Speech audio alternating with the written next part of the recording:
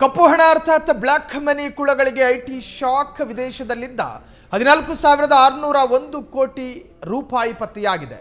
ವಿದೇಶಿ ಬ್ಯಾಂಕ್ಗಳ ರಹಸ್ಯ ಖಾತೆಗಳ ಮೇಲೆ ಐಟಿ ಸರ್ಜಿಕಲ್ ಸ್ಟ್ರೈಕ್. ಕಪ್ಪು ಹಣದ ಕುಳಗಳಿಗೆ ಇನ್ಕಮ್ ಟ್ಯಾಕ್ಸ್ ಶಾಕ್. ವಿದೇಶದಲ್ಲಿದ್ದ 14,601 ಕೋಟಿ ರೂಪಾಯಿ ಪತ್ತೆ. ವಿದೇಶಿ ಬ್ಯಾಂಕ್ಗಳ ರಹಸ್ಯ ಖಾತೆಗಳ ಮೇಲೆ ಐಟಿ ಸರ್ಜಿಕಲ್ ಸ್ಟ್ರೈಕ್. ಬಯಲಾಯಿತು 14,601 ಕೋಟಿ ಅಕ್ರಮದ ಹೂಡಿಕೆ. ಸ್ವಿಟ್ಜರ್ಲೆಂಡ್ನ ಇನ್ನು ಸಿಂಗಾಪುರ ಅಲ್ಲಿಗೂ ಕೂಡ ಐಟಿ ಇಲಾಖೆ ಬಲೆ ಬೀಸಿದೆ. ತೆರಿಗೆ ವಂಚಕರಿಗೆ ಶುರುವಾಯಿತು ನಡುಕ. ಕಪ್ಪು ಹಣಕ್ಕೆ ಬಿದ್ದೇ ಬಿಡ್ತು ಕತ್ತರಿ. ಸಾವಿರಾರು ಕೋಟಿ ರೂಪಾಯಿ ಈಗ ಸರ್ಕಾರದ ಸುಪರ್ದಿಗೆ. ಬಿಲಿಯನೇರ್ಗಳ ಆಫ್ ಶೋರ್ ಗುಟ್ಟು ರಟ್ಟಾಗಿದೆ. ಮೋದಿ ಸರ್ಕಾರದ ಬ್ಲ್ಯಾಕ್ ಮನಿ ಅಸ್ತ್ರ ಯಶಸ್ಸುಗೊಳ್ತಾ ಹಾಗಾದ್ರೆ 14,601 ಕೋಟಿ ರೂಪಾಯಿ ಆಸ್ತಿ ತೆರಿಗೆ ವ್ಯಾಪ್ತಿಗೆ ತಂದ ಆದಾಯ ತೆರಿಗೆ ಇಲಾಖೆ. ವಿದೇಶಗಳಲ್ಲಿ ಶೆಲ್ ಕಂಪನಿಗಳ ಮೂಲಕ ಹಣ ಹೂಡಿಕೆ. ಹೂಡಿಕೆದಾರರಿಗೆ ಐಟಿ ಇಲಾಖೆಯಿಂದ ಬಿಗ್ ಪೆನಾಲ್ಟಿ ಗ್ಯಾರಂಟಿ. ಜಾಗತಿಕ ಮಾಹಿತಿ ವಿನಿಮಯ ಒಪ್ಪಂದದ ಎಫೆಕ್ಟ್ ಇದು. ವಿದೇಶಿ ಖಾತೆಗಳ ರಹಸ್ಯ ಗೋಡೆ ಭೇದಿಸಿದ ಇಂಡಿಯನ್ ಆಫೀಸರ್ಸ್ಗಳು. ಕಪ್ಪು ಹಣ ತಡೆ ಕಾಯ್ದೆಯಡಿ ಜೈಲು ಪಾಲಾಗಲಿದ್ದಾರಾ ಪ್ರಭಾವಿ ವಂಚಕರು. 6,000 ಕೋಟಿಗೂ ಅಧಿಕ ಟ್ಯಾಕ್ಸ್. ಪತ್ತೆಯಾದ ಆಸ್ತಿಗೆ ಸಾವಿರಾರು ಕೋಟಿ ತೆರಿಗೆ ವಸೂಲಿಗೆ ಐಟಿ ಮಾಸ್ಟರ್ ಪ್ಲಾನು.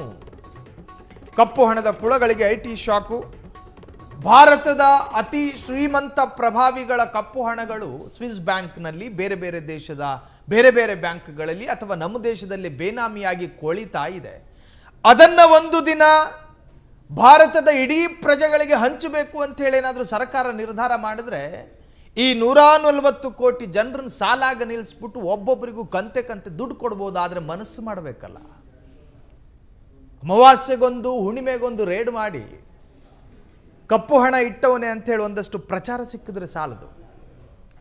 ಇದರ ವಿರುದ್ಧ ಇರತಕ್ಕಂತಹ ಕಾಯ್ದೆಯನ್ನು ಸಂಪೂರ್ಣವಾಗಿ ದೇಶದಲ್ಲಿ ಅನುಷ್ಠಾನಕ್ಕೆ ತರಬೇಕು. ಸ್ವಿಸ್ ಬ್ಯಾಂಕ್ನಲ್ಲಿ ಇದೆ ಅನ್ನೋದು ಖಾತ್ರಿಯಾದ ನಂತರವೂ ಕೂಡ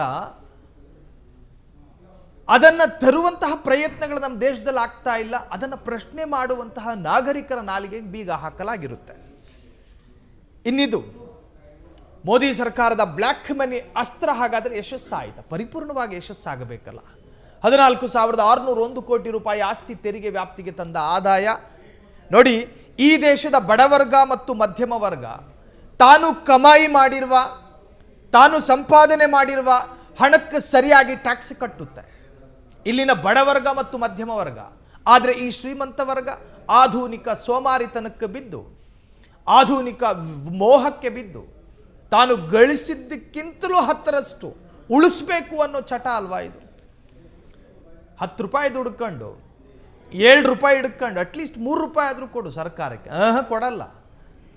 ಆದರೆ ಇಲ್ಲಿನ ಬಡವರ್ಗ ಮತ್ತು ಶ್ರೀಮಂತ ವರ್ಗ ಕಾನೂನಿಗೆ ಭಯಪಟ್ಟು ಏನೋ ಒಂದು ತರಹದ ಸ್ವಾಭಿಮಾನದ ಬದುಕು ಕಟ್ಟಬೇಕು ಅಂಥೇಳಿ ಸರಿಯಾಗಿ ಬ್ಯಾಂಕಲ್ಲಿ ಡಿಪಾಸಿಟ್ ಮಾಡಿ ಅದರಿಂದ ಕಟ್ಟಾಗಬೇಕಾಗಿರೋ ಇಂಡೈರೆಕ್ಟು ಡೈರೆಕ್ಟು ಎಲ್ಲ ಟ್ಯಾಕ್ಸ್ಗಳನ್ನು ಕಟ್ತಾನೆ.